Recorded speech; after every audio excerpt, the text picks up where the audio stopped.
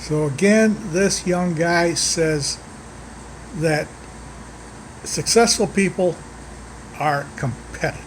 As I said, I am not competitive. Now I'm going to confess to my other huge sin.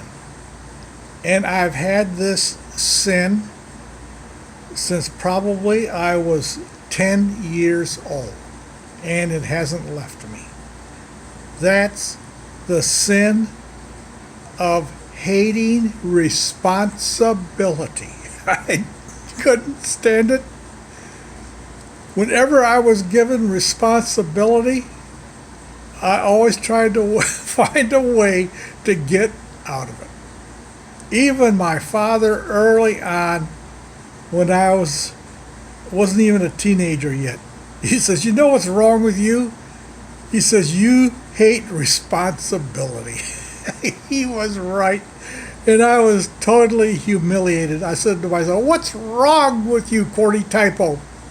You're supposed to take on responsibility, and you don't want any responsibility."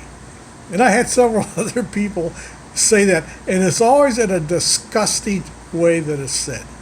You don't like responsibility. That is a crime that is lower than being a serial killer. If you were to ask somebody what's the worst thing after a serial killer, it's not wanting any responsibility. But I am not alone with that. There are thousands, tens of thousands of homeless people sleeping on the streets in tents that have the same affliction. They don't want any responsibility either.